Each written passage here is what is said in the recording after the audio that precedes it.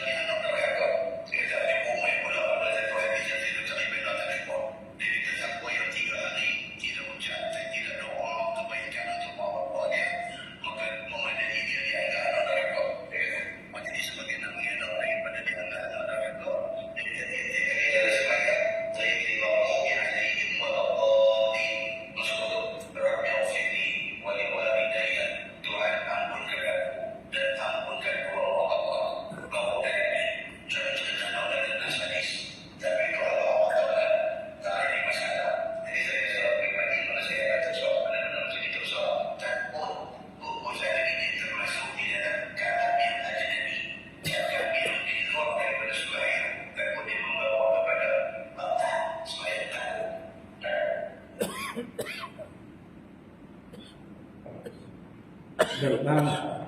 Dengar tak? Baik, Ustaz Syamsuri Ahmad ni, kalau orang kata Wahabi dia pun marah. Baik, dalam masalah dia sebut sini berkaitan dengan setelah kita baca waladhdallin, sebelum amin tu Rabbighfirli wali walidayya. Ada siapa-siapa baca tak? Ada tak? Itu Ustaz Man juga baca tak ada di imam. Tak, kita baca Fatihah tu. Ghairil maghdubi alaihim waladdallin. Rabbighfirli wali amin. Tak. Baik. Malah dia kata, Ustaz Syamsuri ni dia kata tak suruh baca lah sebab dia duk cari nas hadis tak jumpa. Itu. Yang kedua dia kata takut baca Rabbighfirli wali walidayya tu jadi kalam ajnabi. Kalam ajnabi ni mana perkataan yang asing, yang tidak kena-mengena dengan sembahyang. maka takut batas mayang dia tu. Takut batas mayang.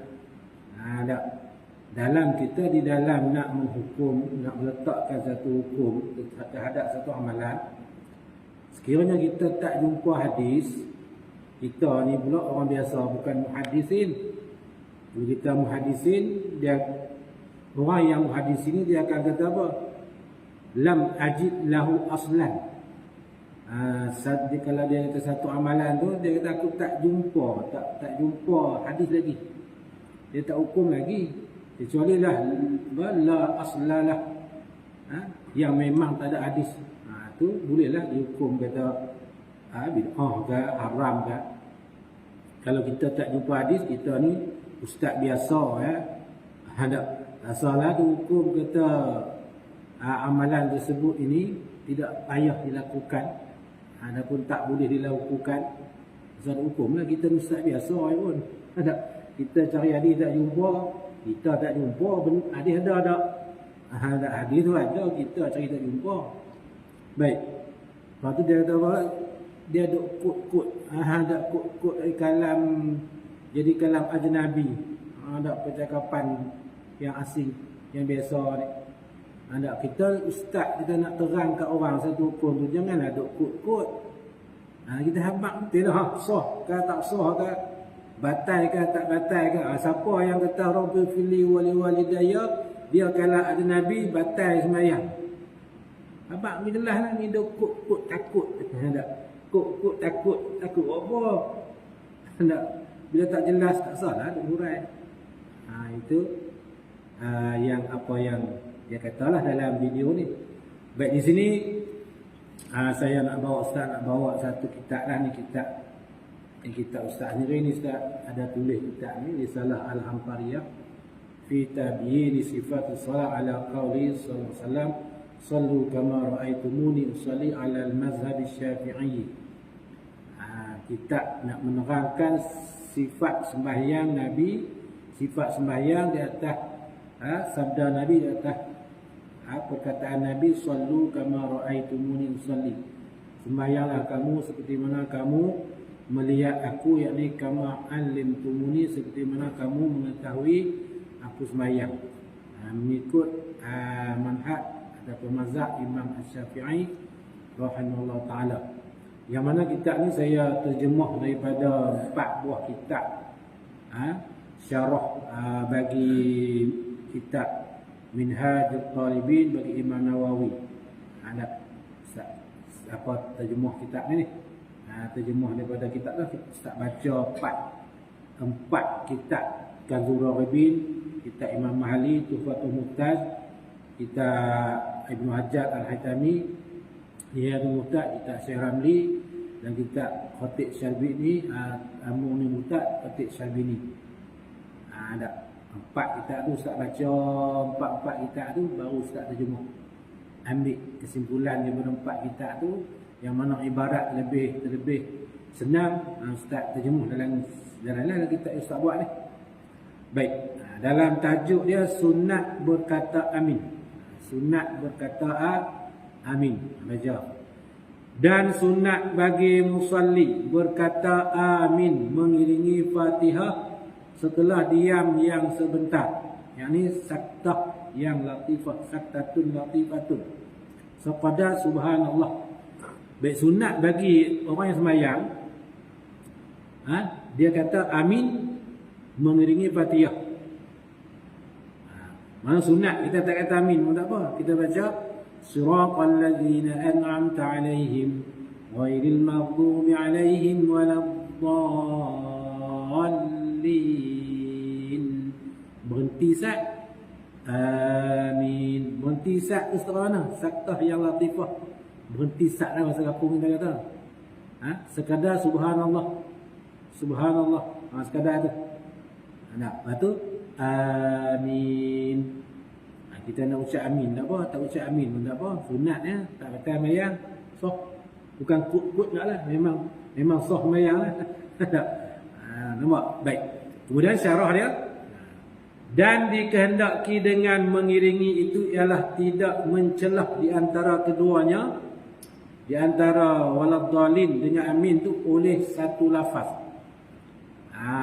Mana sunat kita berhenti seketika tu, jangan mencelahkan di antara waladdallin dengan amin tu oleh apa-apa lafaz pun. Maknanya kita baca waladdallin sengat sat amin. Jangan mencelah dengan kalimah lain. Tetapi segianya, seeloknya dikecualikan seumpama Rabbil Fili. Rabbil Fili boleh. Ghairil maghdubi alaihim waladdallin. Rabbil Fili. Amin. Itu boleh. Sebab apa? Kerana hadis hasan. Mana kerana datang daripada hadis mana Nabi pernah berkata, dan hadis ni dalam peringkat hadis hasan. Nabi kata apa? Bahwasanya Nabi berkata mengiringi waladdallin Rabbil Fili amin. Intaha Tuhfatul Muhtad daripada Ibn Hajar. Hadis ni kita baca sikit hadis dia. Sebab Ustaz Samsuri dia tak jumpa hadis. Mari kita baca. An Wa'il ibn Hujr annahu sami'a Rasulullah sallallahu alaihi wasallam hina qala ghairil maghdubi alaihim waladdallin qala rabbil fili amin. Dan diriwayatkan daripada Wa'il bin Hujr bahwasanya dia mendengar Rasulullah SAW ketika baca ghairil maghdubi alaihim waladdallin, Nabi berkata rabbil fili amin. Okey, boleh. Hadis ni hadis hasan.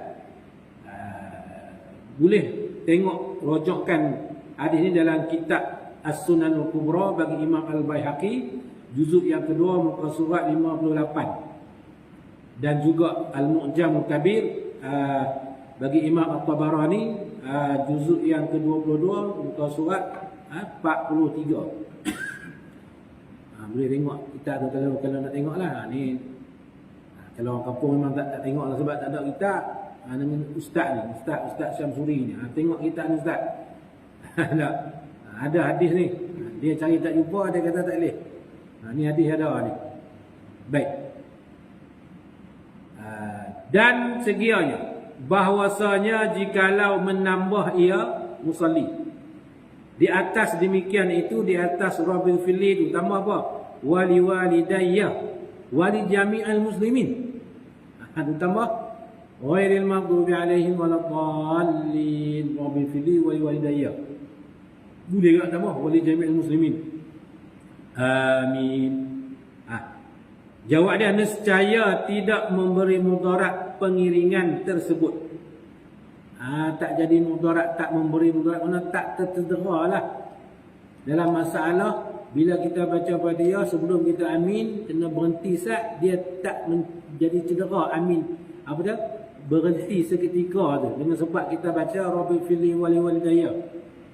Mana masih duduk dalam konteks kita sunat kita berhenti seketika, diam sebentar. Faham? Dan juga dia tidak membawa kepada batal sembahyang. Sebab Ustaz Syamsuri kata tadi, dia kata takut batal sembahyang, Kut jadi kalam ajnabi. Rabbil Fili wali walidayya ni bukan kalam ajnabi. Ini dia panggil apa? Dia panggil ad-du'a. Doa ni suatu masuk dalam bab zikir, az-zikru fi solat. Zikir dalam sembahyang. Mana dalam sembahyang ni zikir tidak membatalkan sembahyang. Kita berzikir. Sebab doa ni masuk dalam zikir. Boleh kita berdoa ni dalam sembahyang. Apa siapa nak jadi kalam ajnabi pula? Rabbil Fili wali walidayya ni doa, bukan kalam ajnabi. Bagi jelaslah, bagi pastilah. Jangan duk kut-kut. Faham? Ini kalau kita nak rojok, kalau kata bahasa nak rojok lah, untuk Ustaz Syamsuri ni, kalau dia nak rojok, boleh tengok dalam kitab I'anatul Talibin, juzuk yang pertama, muka surat 147. Boleh rojok kitab Nihayatul Muhtad, juzuk yang pertama, muka surat 709. Boleh rojok kitab Bujarimi Al-Khatib, juzuk yang kedua, muka surat 25. Boleh rujuk kitab Hawasi Sibramul Lasi dengan Ibnu Qasim, bila kitab Tuhfah Hawasi bagi Tuhfatul Muhtaf Ibnu Hajar, juzuk yang kedua muka surat 59. Dan boleh juga rujuk kitab Buriyatul Tulak Syekh Daud Al-Jawi tu. Juzuk yang pertama muka surat 126 kalau tak silap. Ada dalam tu.